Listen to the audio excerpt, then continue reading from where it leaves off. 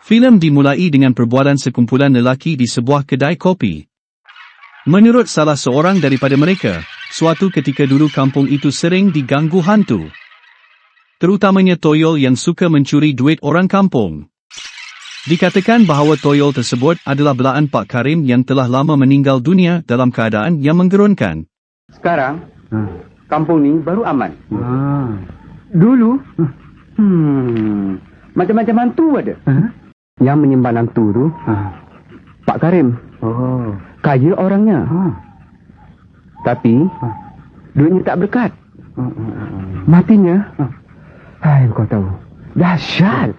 Yang turut berada di situ adalah Bacok. Dia hanya mendiamkan diri ketika rakan-rakan semejanya mengatakan bahawa mereka tidak percaya akan kewujudan hantu. Ketika Bacok memohon diri untuk pulang, rakan-rakannya turut sama pulang bersama dengan membonceng basikal Bacok.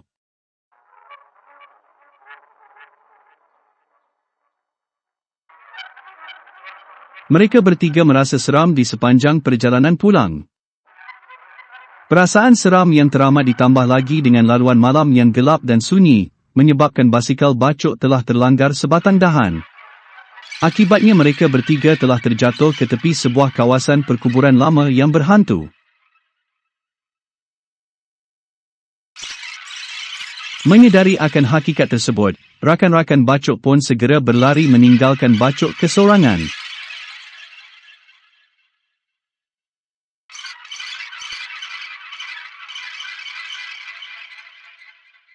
Di situlah Bacok mulai diganggu apabila dia telah melihat pocong yang sedang bangkit dari perkuburan.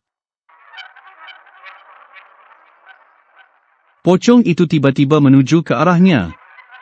Apalagi, dia pun segera mencapai basikalnya dan mengayuh sekuat hati. Dalam ketakutan itu, Bacok terjatuh lagi dari basikalnya. Dik kerana terlampau takut. Dia terus berlari menuju ke rumah dan meninggalkan basikal tersebut di situ. Akhirnya Bacok tiba di rumah. Malam itu dia tidak dapat tidur dengan lena. Dia asyik memikirkan kejadian yang menimpanya sebentar tadi serta kisah hantu yang dia baru dengar di warung. Ketika dia hampir lena, tiba-tiba dia terdengar suatu suara yang menyuruhnya menjaga sesuatu. Suara itu mengatakan bahawa dia adalah Datuk Bacok yang telah berpuluh tahun meninggal dunia. Suara tersebut meminta Bacok agar melepaskan toyol belaannya dulu kerana ia dapat menolong Bacok menjadi senang dan kaya raya. Bacok diarah ke belakang rumah kerana toyol tersebut sedang terkurung di sana.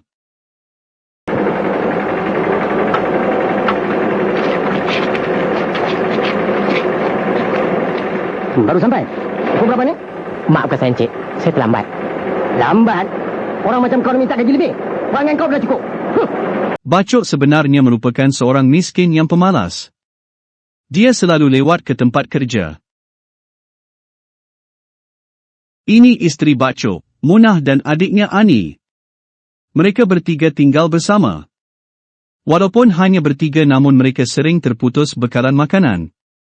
Oleh yang demikian, Bacok sering berhutang. Disebabkan semua orang tahu bahawa Bacok susah untuk melangsaikan hutangnya, maka tiada seorang pun mahu menolongnya. Abang Bacok. Abang tak ada. Ada apa-apa pesan? Boleh saya sampaikan? Tak apalah. Nanti saya jumpa dia. Balik dulu ya. Baik. Kenapa abang tak nak jumpa dengan dia, bang? Kau tak tahu, jangan campur. Aku dah tahu, aku dah sampai. Aku tahu apa hajat datang kemari itu. Datang, mestilah pinjam duit. Bacok. Apa Bacok? Pak Dola, saya datang ni nak pinjam duit. Duit? Ya, Berapa nak? 200 je. 200? Sekarang ni mana nak cari duit banyak itu? Dulu kau ada hutang aku sampai sekarang belum selesai. Tapi tolonglah saya kali ini. Saya benar-benar perlukan uang tu. Tak ada. Sakit, tak ada. Malam seterusnya, suara itu kedengaran lagi. Ia merayu-rayu agar Bacok melepaskan toyol belaan tersebut. Lama-kelamaan, Bacok mula terpedaya dan akhirnya dia mengambil keputusan untuk melakukan apa yang diminta dengan harapan dia bakal menjadi kaya. Suara tersebut membawa Bacok ke sebuah bangsal yang berada di belakang rumahnya. Dia membuka pintu bangsal tersebut dengan menggunakan seketul batu kerana bangsal itu sudah lama tidak dimasuki sesiapa.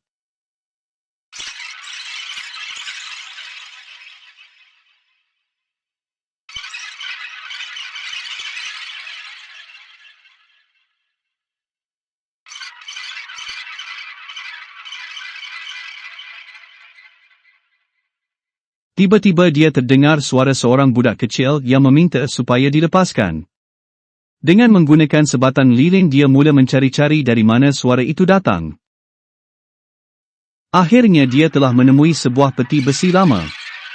Bacok terkejut apabila mendapati di dalamnya terdapat mayat seorang budak yang sudah kering atau mungkin sebuah patung pemujaan. Toyol itu kemudiannya berjanji akan membalas jasa Bacok dengan menunaikan segala hajat tetapi dengan syarat Bacok mesti menjamunya dengan darah.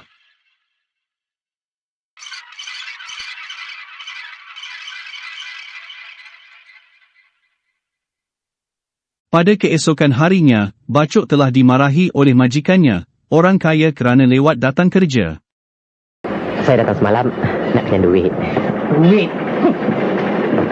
Hutang lama belum selesai lagi. Nak pinjam lagi? Tak boleh. Walaupun begitu, dia tetap tidak malu untuk berhutang dengan orang kaya.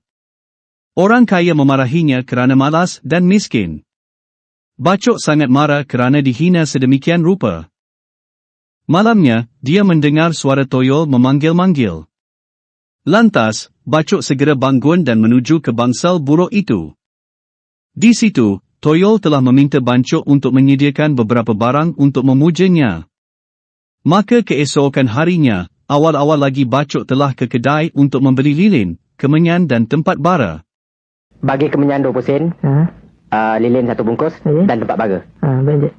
Malam itu, Bacok mulai memuja Toyol tersebut. Dia mengarahkan Toyol itu untuk keluar mencuri. Pada masa yang sama, orang kaya baru sahaja menyerahkan duit RM2,000 kepada isterinya. Isterinya menyimpan duit tersebut di dalam laci tepi katil. Malangnya, ketika mereka sedang tidur, Toyol telah datang dan mengambil sedikit daripada duit tersebut. Keesokannya, orang kaya dan anak perempuan mereka, Nur telah keluar membeli belah. Ketika dia hendak membayar harga perabot, dia telah mendapati bahawa duit yang dibawanya tidak mencukupi. Dengan perasaan malu dan marah, isteri orang kaya segera kembali ke rumah dan memarahi suaminya. Saya nak tanya dengan abang. Semalam abang bagi mah berapa? Berapa bang? Cakaplah, berapa? 2,000. Kenapa tak cukup lagi? Memang tak cukup. Kurang 300. Dia sangka suaminya sengaja memberikannya duit yang tidak mencukupi. Orang kaya merasakan ada sesuatu yang tidak kena di sini. Lalu dia telah berjumpa dengan seorang bomoh. Bomoh tersebut mengatakan bahawa duitnya telah dikebas Toyol. Toyol. Ya, Toyol. Toyol lah yang membuat huru-hara di kampung kita ini. Toyol. Toyol. Tentu ada orang yang menyimpannya.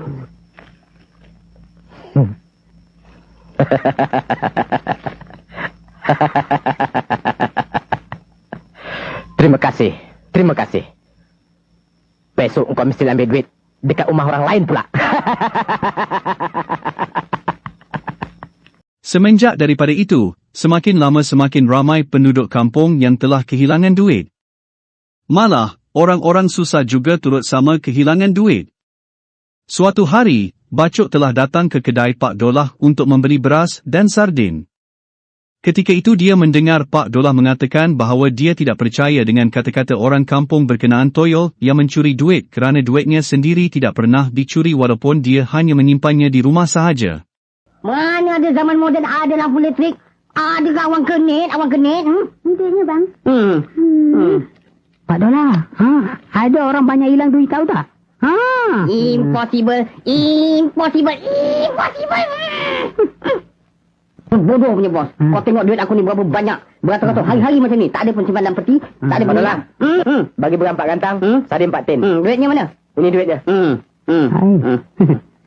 Maka malam itu Bacok telah mengarahkan Toyol untuk ke rumah Pak Dolah.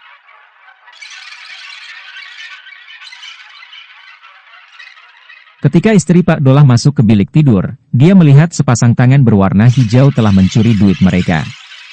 Istri Pak Dolah terkejut dan pengsan di situ. Pak Dolah bergegas ke arah istrinya. Dia terduduk setelah mengetahui bahwa duitnya telah dicuri toyol. Setelah kes kecurian semakin banyak, maka penduduk kampung sepakat untuk mengadakan kawalan kampung setiap malam. Malangnya, mereka lebih banyak menghabiskan masa berjudi dari mengawal kampung. Maka kes kecurian semakin menjadi-jadi. Kehidupan Bacok semakin mewah sehingga Kan telah mampu untuk membesarkan rumahnya. Dia menipu istrinya dengan mengatakan bahwa dia telah memperolehi kerja yang lebih baik di bandar. Sedangkan pada hakikatnya dia hanya pergi berjudi di sana sambil mengintai rumah-rumah orang kaya.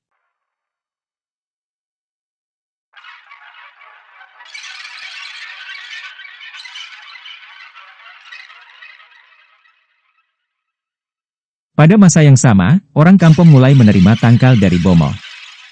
Oleh yang demikian Toyol tidak berjaya memasuki rumah mereka. Bacok memarahi Munah dan Ani karena turut meletakkan tangkal di atas pintu. Mana tangkal yang Tok Bomo berikan tu? Kau letakkan di mana? Ini di atas ni.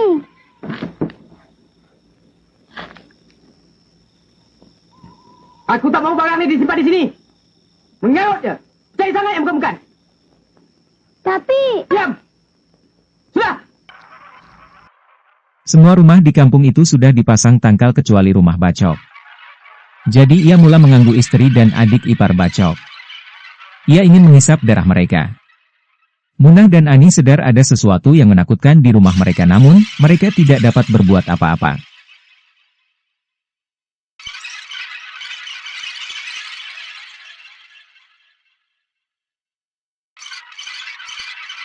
Dalam film ini ada bonus nyanyian Jamal Abdillah ya.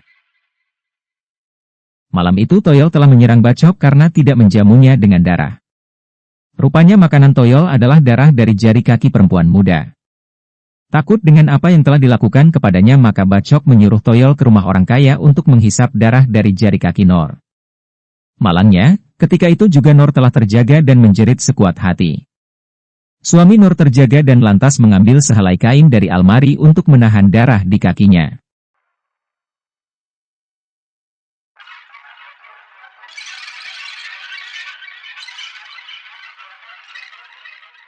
Orang kaya dan istrinya bergegas ke bilik tidur Nor.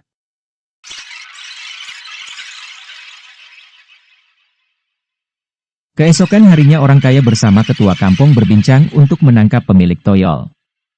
Bomo mengatakan bahwa dia tahu bagaimana cara untuk memerangkap Toyol dan tuannya itu. Lalu dia meminta suami Nor mengambil kain yang digunakan oleh Nor. Ada rahasia untuk membunuh kedua-duanya. Bolehkah orang kaya memberikan kain yang digunakan oleh anak orang kaya kepada saya? Pada hari itu juga, Munah dan Ani ingin pulang ke kampung untuk menjenguk ibu mereka. Bacok membenarkannya tetapi menegaskan bahwa untuk segera pulang. Malam harinya, Bacok diserang lagi oleh Toyol karena membenarkan Ani pulang. Toyol tidak dapat menghisap darah Ani. Toyol mengatakan bahwa Bacok akan menerima akibat buruk nanti. Malam itu, Bomo mula membaca jampi pada kain Nor. Selepas itu dia meminta suami Nor untuk membawa pulang kain tersebut. Menurutnya Toyol akan pergi ke sana tidak lama lagi.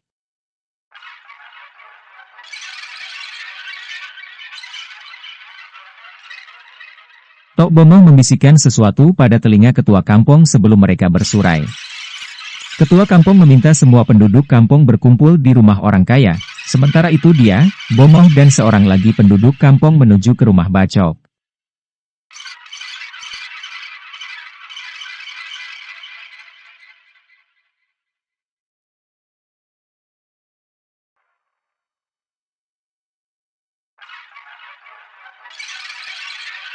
Ketika mereka tiba di sana, Bacok kelihatan sedang mengunci pintu rumah untuk keluar.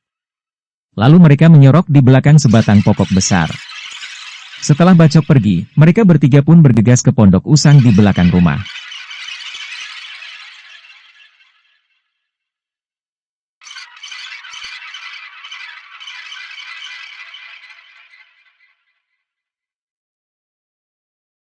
Bacok menuju ke sebuah klub malam dengan menaiki taksi.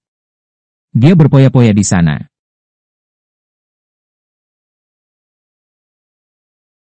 Ketika itu jugalah Tok Penghulu menyuruh pengikutnya membuka pintu pondok dengan sebatang kayu. Toyol pula sedang menuju ke rumah orang kaya karena tertarik pada kain yang telah dijampi oleh Bomoh.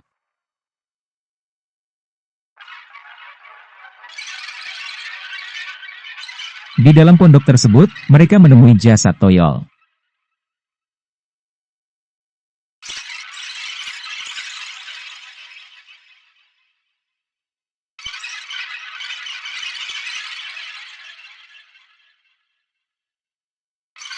Tok Bomoh membaca jampi meminta pengikut tadi menghancurkan jasad Toyol dan tempat pemujaannya itu.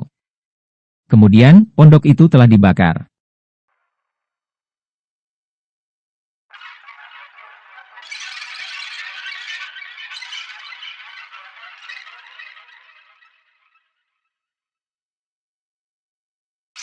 Ketika itu jugalah Nor terjaga apabila mendapati Toyol berada di ujung kakinya. Dia menjerit meminta tolong, lalu orang kampung segera berlari menuju ke sana. Orang kampung mulai memukul Toyol yang tidak dapat menghilangkan diri karena jasadnya telah dimusnahkan tadi. Bacok yang sedang berpoya-poya itu telah mendapat firasat bahwa Toyolnya di dalam kesusahan. Maka dia pun bergegas pulang ke kampung.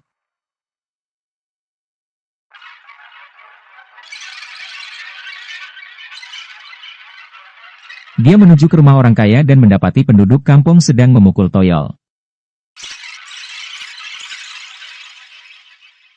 Bacok merayu agar mereka tidak memukul Toyolnya dan memanggil-manggil Toyol agar segera kembali kepadanya.